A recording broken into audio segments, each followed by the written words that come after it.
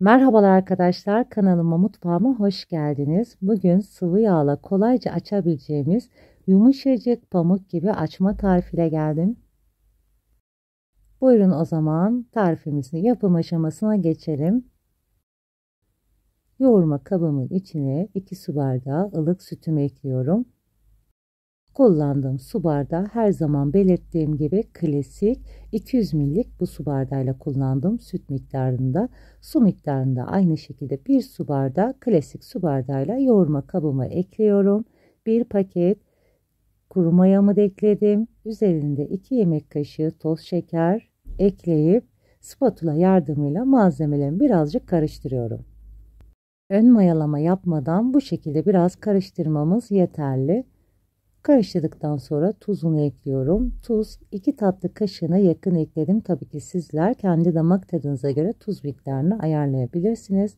1 su bardağı klasik su bardağıyla sıvı yağımı da ekliyorum. Malzemelerimi karıştırdıktan sonra unumu da yavaş yavaş ekliyorum. İlk etapta hepsini eklemiyorum. Yarısını ekleyerek biraz karıştırıp sonrasında elimle geri kalan unu ekleyerek yoğuracağım. Mayalı hamurunuzun güzel olması için sütünüzün ve suyunuzun mutlaka ılık olmasına özen gösterin. Bu sayede daha güzel hamurlarınız kabarır ve çok güzel açmalar, poğaçalar elde etmiş olursunuz. Artık elimle yoğurma işlemine geçiyorum. Ben toplamda 7,5 su bardağı kadar un ekledim. Tabii ki her zaman belirttiğim gibi arkadaşlar, un marka kalitesine göre değişebileceği için sizler her zaman hamurunuzun kıvamına göre ayarlayın.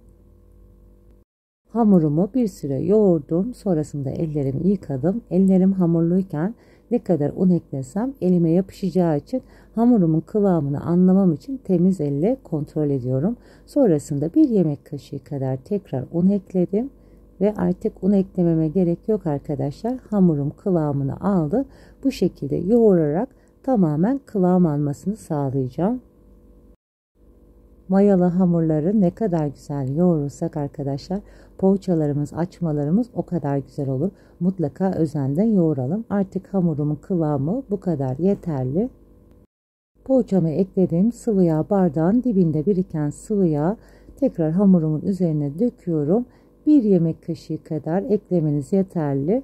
Sıvı yağla da bir güzel yoğurduktan sonra hamurumun daha güzel toparlanacağı için arkadaşlar, sonrasında dinlenmeye bu şekilde bırakacağım. Bu arada arkadaşlar, kanalıma hala abone değilseniz abone olmayı, daha güzel tariflerden haberdar olmak için zil sesi butonunu açmayı unutmayın. Bu sayede daha güzel yeni tariflerimden anında haberdar olabilirsiniz. Hamurumu yoğurma işlemim bitti. Kapağını sıkıca kapatıp veya streç filmle de kapatabilirsiniz arkadaşlar. Bulunduğu ortamın sıcaklığına göre hamurum 2 kat olana kadar mayalandıracağım. Hamurum yaklaşık 45 dakikada mayalandı arkadaşlar. Görüyorsunuz, çok güzel kabarıp mayalanan hamurumun ilk havasını çıkartıyorum. Sonrasında biraz yoğurarak hamurumun havasının sönmesini sağlıyorum. Sonrasında hamurumu tezgahıma alarak bu şekilde de yoğuruyorum. Tezgahıma aldığımda hiç un kullanmadım. Hamurum zaten hiç yapışmıyor. Tam kıvamlı güzel bir hamur oldu. Hamur kesme aparatımla hamurlarımı kesiyorum. Sizler istediğiniz şekillere kesebilirsiniz.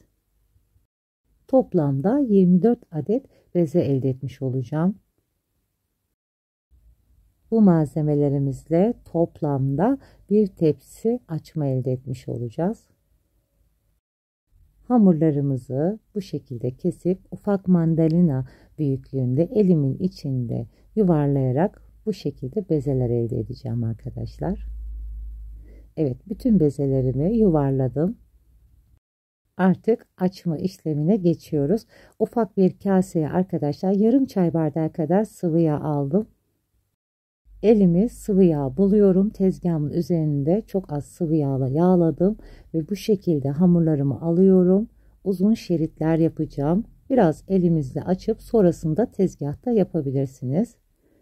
Hamurunuzun çok yumuşak olmaması lazım arkadaşlar. Bu şekli güzel vermeniz için, çok yumuşak olursa hamurunuz parçalanır. O sebeple tam orantılı güzel bir hamur elde ederseniz çok rahat ve güzel açabilirsiniz. Bu arada elimi arkadaşlar çok az sıvı yağ devamlı batırıyorum. Olabildiğince elimizi sıvı yağ batırarak hamurumuzun da sıvı yağla yağlanmasını sağlayalım. 2 tane şeridimizi birbirine bu şekilde birleştirip simit şekli vereceğiz. 2 ucu da birleştirerek bu şekilde arkadaşlar açma hamurumuzu hazır hale getirdik. Tezgahımı yine tekrardan çok az yağladım. Ellerimi de yağlamayı ihmal etmiyorum. Bezemi bu şekilde açıyorum. İlk önce avucumun içinde, sonrasında tezgahımda uzun şeritler halinde açacağım arkadaşlar. Hamurlarınız ne çok ince ne de çok kalın olsun. Zaten sonrasında mayalanıp şişeceği için çok güzel bir kıvam alacak. Hamurlarınız bekledikçe o kadar kolay açılıyor ki sonrasında açılan bezeler daha rahat açılıyor. Evet, tekrar bu şekilde kıvırıyorum ve uçlarını bu şekilde birleştiriyorum. Evet arkadaşlar, ikinci açmamız da hazır. Tereyağı, katı yağ kullanmadan görüyorsunuz sıvı yağla çok kolay, lezzetli bir açma elde edeceğiz arkadaşlar. Ara ara elimizi sıvı yağ batırmayı unutmayalım. Bu işlem çok önemli. Bu sayede iki hamurumuz da birbirine yapışmadan çok güzel, yumuşacık pamuk gibi açmalar olmuş olacak. Evet, yakından da gösteriyorum arkadaşlar. Bu şekilde kıvıralım simit şeklinde. Birazcık hamurumuzu uzatarak iki ucunu da bu şekilde düğüm yapıyorum. İçe doğru katlıyorum. Evet arkadaşlar, ben hamurumu bitene kadar aynı işlemi yaptım. Yağlı kağıt sermiş olduğum tepsime açmalarımı dizdim. Toplamda 12 adet açma elde etmiş oldum. Ben biraz tepsi mayası yapacağım arkadaşlar. 20 dakika kadar üzerini temiz bezle örtüp bu şekilde de açma hamurlarımın biraz şişmesini sağlayacağım. Zamanınız yoksa 50 derecede 10 dakika fırınınızda da mayalandırma işlemini gerçekleştirebilirsiniz. Evet arkadaşlar, açmalarımı yaklaşık 20 dakika beklettim. Sizin daha fazla zamanınız varsa yarım saatle dinlendirebilirsiniz arkadaşlar. Artık mayalanan açmaların üzerine 1 adet yumurta sarımın içine 1 çay kaşığı kadar üzüm pekmezi ekliyorum arkadaşlar. Siz başka pekmez de ekleyebilirsiniz. Bu sayede yumurtaya karışmış olan pekmezle açmalarım daha parlak ve kızarmış olacak. Yumurtalı ve pekmez karışımımı açmalarımın üzerine güzelce sürüyorum. Ters düz yaparak fırçaya sürüyorum ki arkadaşlar, aralarının da yumurta sarısının güzel girmesi için. Bu sayede açmalarımızın her yeri eşit derecede kızarmış olur.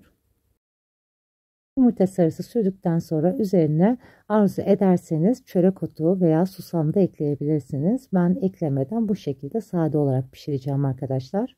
80 derece ısıtmış olduğum fırınımı orta rafta fanlı ayarda açmalarım pişmeye gönderiyorum. Açmalarım pişti arkadaşlar. Benim fırınımda yaklaşık 40 dakikada pişti. Tabii ki sizlerin fırınınıza göre bu zaman değişebilir.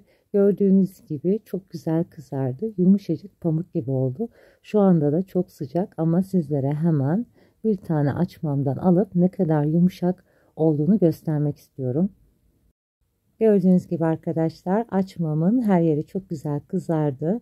Tereyağı, margarin kullanmadan sizler de yumuşacık pamuk gibi açmalar elde edebilirsiniz. Görüyorsunuz, tel tel ayrılıyor. Açmalarınız fırından çıktığı gibi temiz bezle örtüp 5-6 dakika bekletirseniz açmalarınız daha yumuşak ve pamuk gibi olur arkadaşlar. Bugün sizlerle yumuşacık pamuk gibi sıvı yağla kolay açılabilen açma tarifi paylaştım. Açıklama kısmında da malzemeleri detaylı şekilde ekleyeceğim. Oradan ulaşabilirsiniz. Şimdiden deneyip yapacak olanlara afiyet olsun. Hoşça kalın arkadaşlar.